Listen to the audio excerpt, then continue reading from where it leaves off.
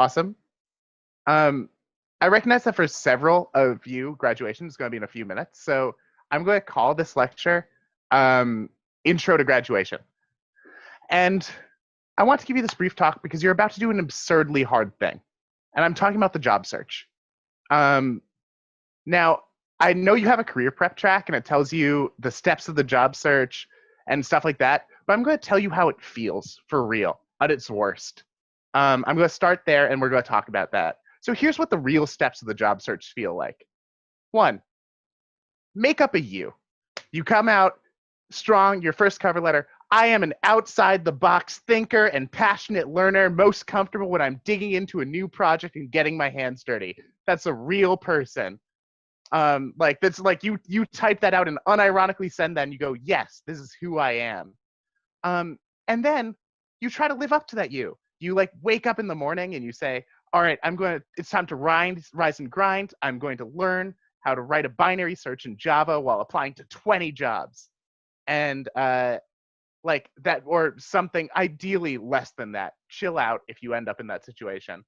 But then at some point, you're going to get to the point where you're doubting whether you ever were or can ever be that you.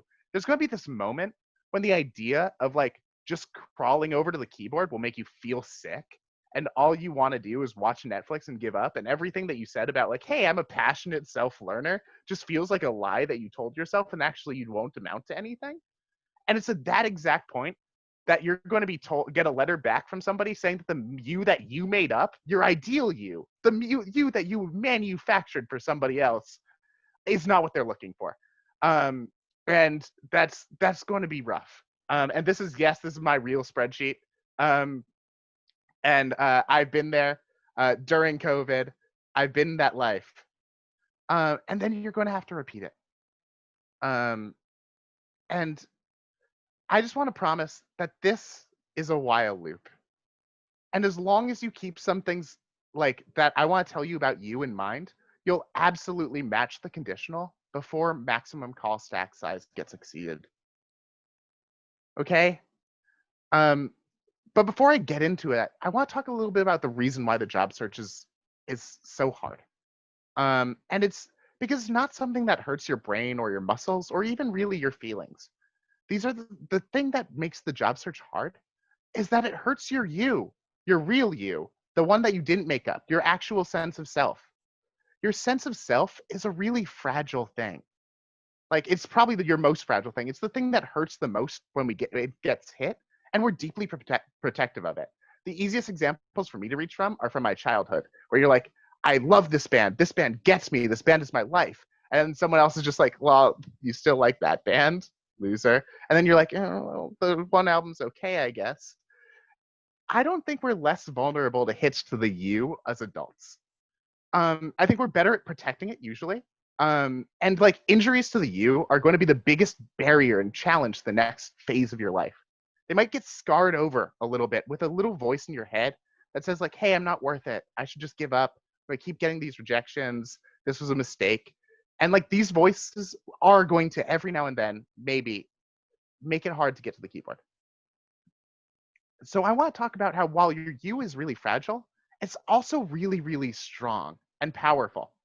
Like, and I'm not talking like yous in general. I'm not like talking in a base. I'm like by being here in this conversation, your you is really strong.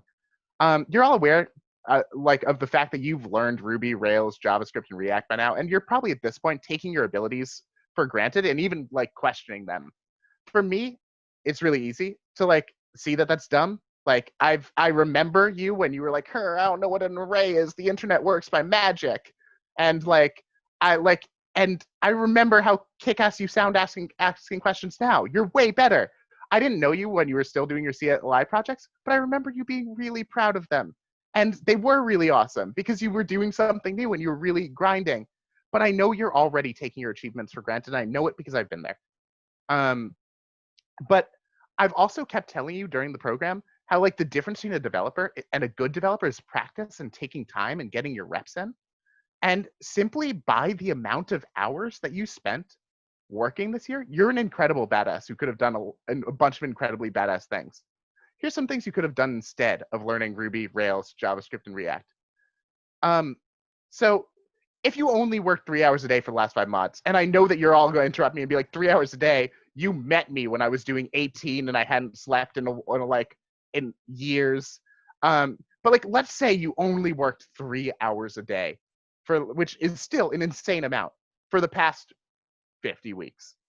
You've put in over 1,000 hours of work, just consistently getting up or like before going to bed and doing the work. Here's some things you could have done instead. You could have learned to play both guitar and the drums better than the White Stripes did. You could have done Seven Nation Army. That's like for sure, without a doubt. And you could have gotten famous for a Lego YouTube video. You could have watched Cats as many times as I have. And arguably between my lectures and my Zoom background, you have. I actually watched it again yesterday for a party. Kirsten's nodding. You could have, with only 3 hours a day, walked as the crow flies from the Balto statue in New York to Nome, Alaska. I've used a picture of Brandon Lee as the crow here rather than like a map or something because I thought I didn't want to break my streak of pale people with messy hair. But like you could have done a real lot. I know we're talking about 1,000 hours, and Malcolm Gladwell famously argued that it was 10,000 hours that can make anyone an expert at anything. But in 1,000 hours, you could have fought Malcolm Gladwell 78,750 times. There's an absurd amount of insane accomplishments you could do with 1,000 hours of concentrated work. With 1,000 hours of work, like plus a crap ton of money, you could have done one of those programs that Marvel does to give New York improv comedians 8-packs and health issues in their movies. Though you can't convince me those aren't pictures of Kumail Nanjiani's clone. But it took an immense amount of strength to do what you did, and a lot of harvesting, because you could have done anything else. You could have been like me in high school and spent that whole time playing Halo 2. You could have been scrolling the internet. And last year, the internet demanded to be scrolled. Like, it was impossible not to be scrolling the internet at any given moment, and yet you all did it because you're here. Just in terms of sheer hours logged, what you did is incredible. It's real strength, and it's the sort of strength that can accomplish a lot. So I'm asking you to trust in and believe in being you because you got you here. It's like certainly not anything we did or my lectures or the labs. You did it, and you also made friends and were yourself while doing it. And like owning and recognizing your sense of self is the best survival mechanism on the planet. And people are going to try to come for it. In the workplace, one of the easiest ways to get people to work harder, give more, work less in their self-interest and more for someone else's is to make that person feel like their self-worth is tied to their product. There's going to be countless times in the job search in the workplace where you might be told that you don't have this type of mind or you need to work harder or that you're such a hard worker and it's great because you're the only one who can do this task and you're the only one who's holding it down. The pattern behind all these comments is you're going to be hearing from somebody else about who you are and whether that you is good enough. But the evidence is that you're here, that you're good enough to learn to spend 4 digits of hours to learn to program under these insane conditions and a really hard time to just be a person. And if you're good enough to do that, you're definitely good enough to do anything and surely good enough to do whatever they're asking you to do. And so the last thing I'll add, because your you is awesome, is that while the world can be a dangerous place for like that sense of self and your you, there's so many times when it doesn't have to be. And eventually you will, I promise, get to the point where you want to be. To the point where you're confident and comfortable and you know what you're doing. In terms of dev, like you're still going to be improving in life and your life will be changing. But like at a certain point, you're going to feel comfortable as a developer. And I'm asking you to remember how hard it was to get there.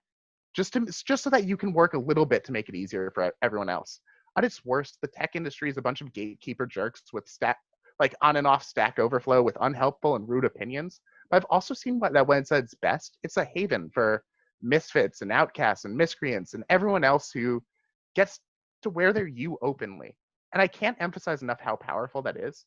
We've had enough Feelings Friday now, and you've all had enough personal interactions and like just group settings. And you to know that the best cure to like the God, I'm an idiot, I don't get this, is to have someone else who you care about saying, yo, I also don't get this, and in fact spent all last night crying about it. It's so easy to be afraid to show your you because it's fragile. It's like a candle and a gust can blow it out. But as someone who loves setting things on fire, if you get a bunch of candles together, Suddenly, win just makes it stronger. So I'll leave you with this. You did something amazing last year when you really shouldn't have been able to. It was really tough. It's awesome and it's powerful. So make like a bored teenager in the 1980s, find some friends, and burn something down with it. That's all I've got. That's my last lecture. Congratulations. It's been such a pleasure to teach you all. Well done.